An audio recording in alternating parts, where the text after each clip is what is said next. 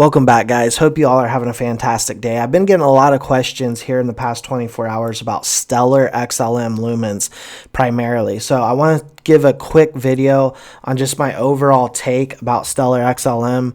I want to talk to you a little bit about primarily one reason that I think we're going to see a lot of inflows, a lot of volume with the Stellar XLM. So spoiler alert, I am extremely bullish. For those of you who have been with me for a while, over the past few years or so, that I started first talking about XLM a few years ago, and there was about a 6 months to 1 year period where I was talking about XLM every single day.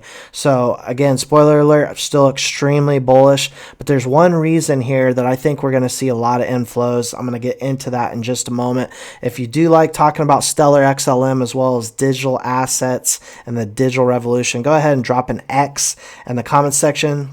Click the like button, give us a big thumbs up. It helps us know that you truly like this content, and share and subscribe. Now, we've been in this channel here for weeks now of 12 to basically 11 to 12 cents, right?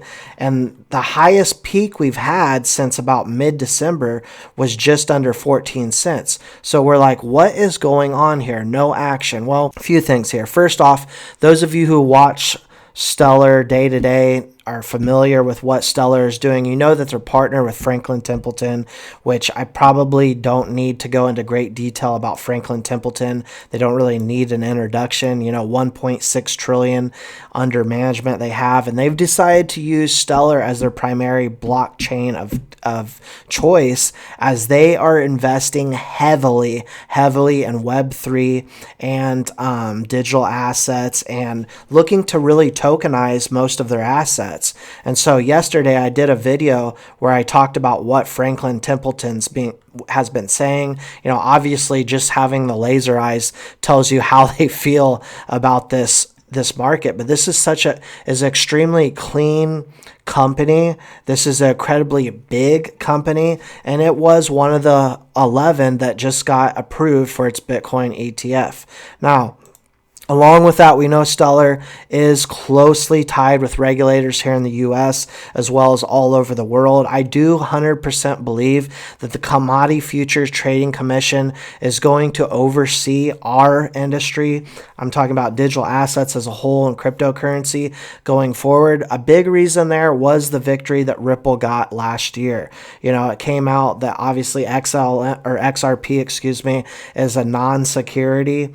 And so to me, that tells you it's either a currency or a commodity. And many believe, and Gary Gensler even believes, that many of these are now commodities. He may not come out and say that. He did just say yesterday that Bitcoin's a commodity.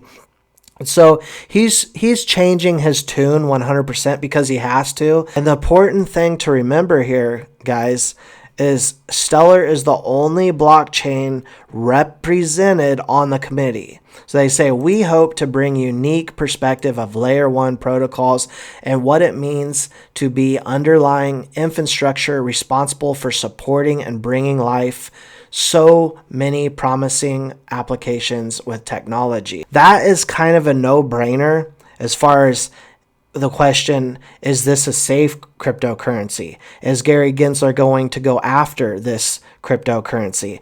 And the whole list that he's compiled of what he believes is securities, never once has he mentioned XLM. And I think he just doesn't even want to go there because he knows it's a fight he's going to lose 100%.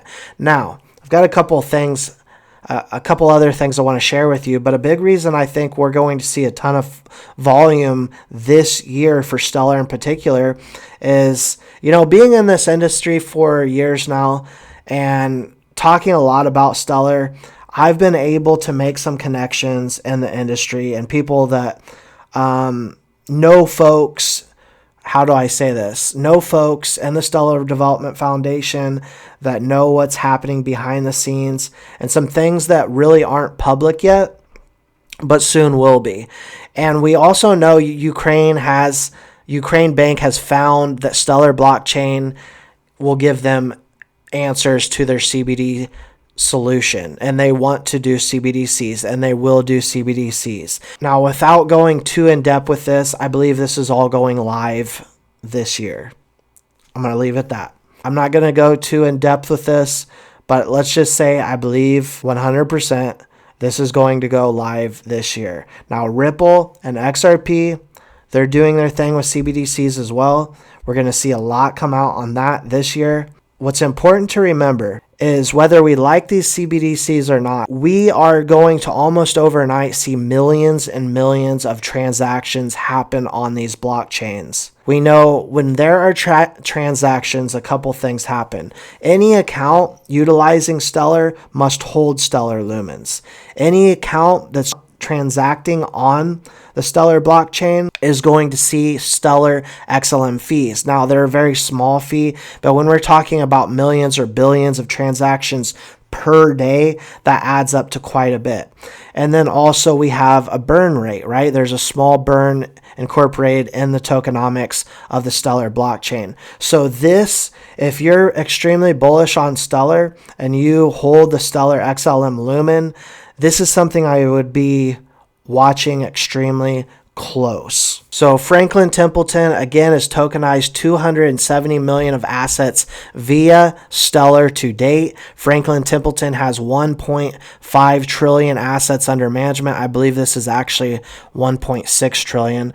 But BlackRock has 9 trillion, and this is just the beginning. So I want to play this real quick clip for you. This is Danielle Dixon, the CEO of Stellar, as well as the CEO of Franklin Templeton. Give it a listen right here. Well, it's so funny because I remember, I think it was in November of 2019, there was a filing that you guys had made that was picked up by, and it was the first mention of using the Stellar blockchain. And I was like, this is exactly the way that you want open technology to work. You guys looked at this, made your decisions about what you were going to do. No one had to force you. Like, no one went out and said, hey, we're going to pay you lots of money to do this. You guys figured it out. We were thrilled to see that, because that's exactly what we want to see happen all over the world. And what we do see happen, not at this scale necessarily, but small individual developers in other parts of the world can grab the technology and do it. But once we did, we were like, hey, we should be talking to them. And so we started the conversations, and it's just been so nice to watch the journey. Yeah. And to watch that, you guys did very methodically approach this. Yeah. And so what are the benefits that you see for? Well, I mean, of course, at the time we were, trying to figure out which platform to use, and I think we ended up with Stellar because of really the capabilities that you guys have that were so important for the regulatory environment, right? I mean, so this concept of being able to, claw back a transaction, right? That's important. We're required to do that. If there's something that happens, you got to be able to fix some of those things, and have this control environment in which we're responsible for. And the Stellar chain allowed us to do some of those things. And then also, you guys Stellar's amazing with how cheap your gas fees are. I mean, yeah, there's nobody else that comes near that, and that's important to us and important to our clients. So it's really been I think a terrific journey together. So there you have the CEO of Franklin Templeton overseeing 1.6 trillion. What's important to remember here is a couple things. First off, she talks about why they're utilizing Stellar primarily. No one comes close to the gas fees. Now, a lot of people will say, Ripple or Stellar, that's old tech, those are old companies. It's just not the case. Stellar and Ripple, what it is they were ahead of their time. And so this technology that's finally starting to get adopted, what big institutions like Franklin Templeton and others that really matter and really run the world, right, are looking at is what are the companies that have excellent technology that haven't had a bunch of hiccups like Ripple and Stellar, right? We know that the XRPL runs pretty flawlessly. We know Stellar blockchain runs pretty flawlessly. And also, who has been here the longest? There's a lot of companies here in this industry, as you're well aware of, I'm sure, that are here one day, gone the next. Pump and dumps, scams, scam tokens, and things of that nature. Ripple and Stellar are like the Coca-Cola and Pepsi, or, you could use the analogy Nike and Reebok. These are companies that have made their footprint, are here, have become part of the new digital revolution as a part of the footprint that's going to enable the infrastructure globally. I could talk all day to you about the benefits of them being partnered with MoneyGram, who's in over 365,000 offices globally all over the world. Everything has been laid out. Everything behind the scenes is being done. And so this is a company here, Stellar, that I've never been paid one nickel. I've never been paid one penny from Stellar Development Foundation. And those are the companies that you really want to look at, because there's a lot of companies, blockchain companies out there, projects that are paying pumpers, right? They call them pumpers, or people to really market and talk about their company and their blockchain. Well, Stellar doesn't need that. Ripple doesn't need that. I do have a partner that is ran on the Stellar blockchain. It's Slate. They have their own social media platform like Twitter. It's like similar to X, but it's ran on the blockchain. So there's a lot of benefits of being decentralized. I would follow them on X and take a look at what they've got going. They have a great token as well, the SSLX token, and they have a lot of benefits to holding it. There's also ways to earn passive income just through referrals. But I don't work with a lot of folks out there. I don't need the partnerships. This is one I decided to partner with because of their close ties with XLM.